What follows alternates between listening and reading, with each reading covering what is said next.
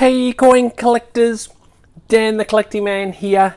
Today I want to go through some of the Australian coins that were in circulation that have a silver content. So what I'm going to do is go through what percentage of silver was in each of the coins, how much ounce of silver is within each, and also the grams, so how many grams of silver are in, and how many coins you need of each one to make 1 ounce of silver, which is like this. This is a full 1 ounce of silver, and looking at the current spot price, you're looking at around $51 on day of recording. So how many of each of these coins they will need? So I'll go through all the different key years and the different ones, and I've got all the different coins that were in Australian circulation that have a silver content. So they all kind of have a different percentage of silver in it, so I want to cover that off. So if you have some of these coins at home and you want to know how much silver is in it and how much is worth just from a silver value content, we'll go through that. So I'm going to start with the smallest, the threepence.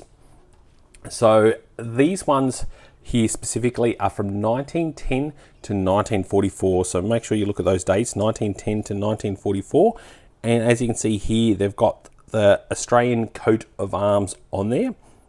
They're tiny little coins, as you can see here, very, very small. Got a lot of wear in these ones. So these ones have 92.5% silver, so a nice percentage of silver within these tiny little coins. From an ounce of silver point of view, you're looking at 0.0419 of an ounce of silver, or 1.303 grams of silver. So that you need 24 of these to make 1 ounce of silver. So definitely very small, but they're good little ones to have. And I personally love the actual design on these ones with the coat of arms, as you can see there, the threepence. Then we go into these threepence here, which is from 1947 all the way up to 1964. So a little bit of a higher range. And as you can see here, we've got like the wheat. So it's a slightly different design on these ones. You've got the wheat grain in these ones. So these only have 50% of silver. So that's 0.0227 of an ounce of silver, or 0.706 grams per coin. So you'd need 45 of these to get yourself over 1 ounce of silver. So definitely a lot more in that one. But nevertheless, they're pretty cool. Next we go into the sixpence. So I've only got one of this style. So from 1910 to 1945, these ones here, you're looking at 92.5% of silver in these, and you're going to have 0.0837 ounce of silver, or 2.61 grams of silver in each, and you'll need 12 of these to get yourself over an ounce of silver. So that's for those key dates. And then we go into the sixpence, which I've got a few of these from 1946 to 1963. They're the years they'll produce for these ones here. And these ones, you're looking at 50% silver. So these ones have got Queen Elizabeth on it, as you can see here. And that is 0.0453 ounce of silver, or 1.409 grams of silver in each of these ones. And you'll need 23 of these to get yourself 1 ounce of silver, or to get yourself over 1 ounce of silver. So chuck in the comments below if you've got some of these and which is your favorite pre-decimal coins. Next, we're going to go into the shilling. So I really like these original shilling coins. I've got a couple of these ones.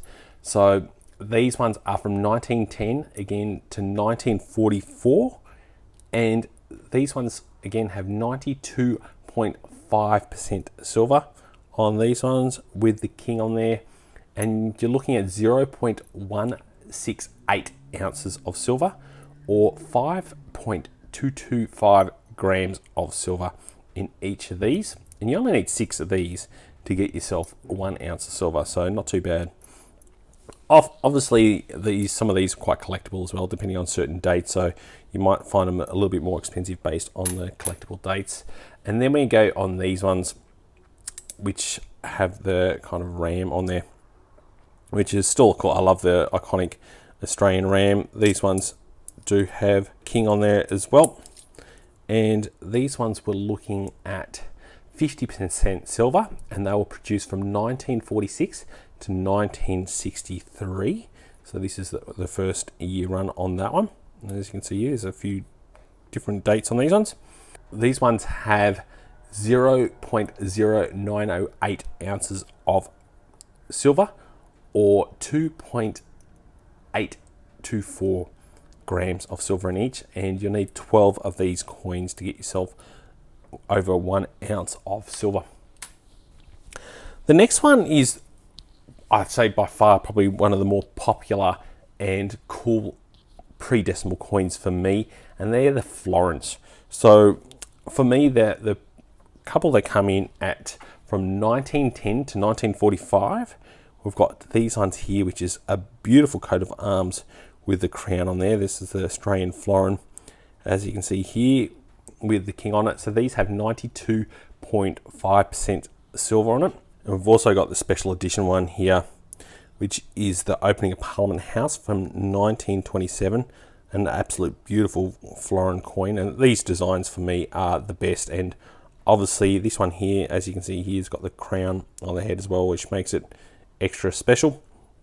And these ones are a little bit more collectible, but these ones have 0.3364 ounces of silver, which is 10.463 grams of silver. So a really good, nice ones to have. So you only need 3 of these, which I've got 3. So you got these ones here, and I've got 1 graded because these are, like I said, pretty collectible coins. So got 1 of these graded, and 3 of these to get yourself 1 ounce of silver, which is a really nice piece to have. And like I said, the designs and everything else about them are pretty cool. So I don't mind getting the florins myself, and I'd love to know in the comments below if you like that. For me, this is the best pre-decimal coin Australia has ever designed. I absolutely love this one. It's just a beautiful, beautiful coin, and I think it's definitely one for the ages to keep. So as you can see here, it's had a little bit of wear, but those special ones.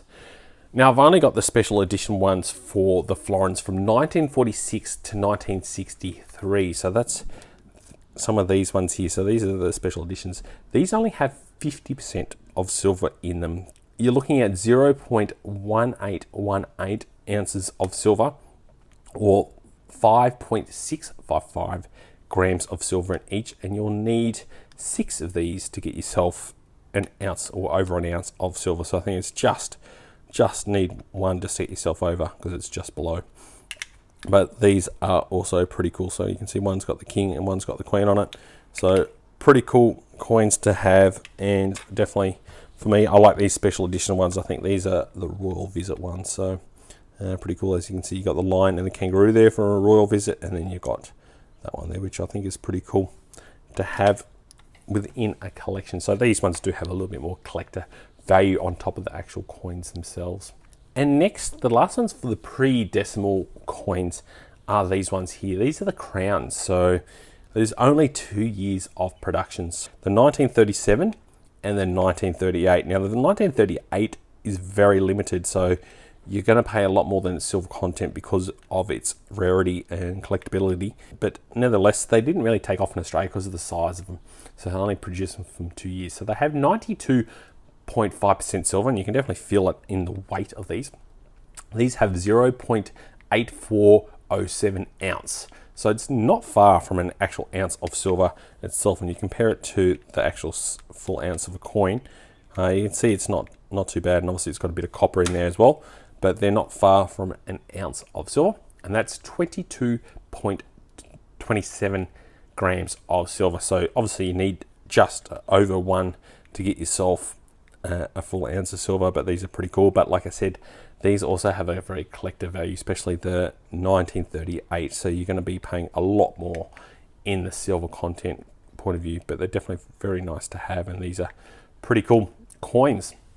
And then lastly, we go into probably what I would say is the more famous coins that we have here in Australia when it comes to silver, and the ones that people love to have is these round 50 cent coins. So as you can see here, I got a few of these, and these are really, really cool. Only produced in 1 year, so 1966, the very first year of our decimal currency, and we didn't see 50-cent coins for a few years after that, and obviously our shape of 50-cent coins changed after this. So these are the only round 50-cent coins that were ever produced.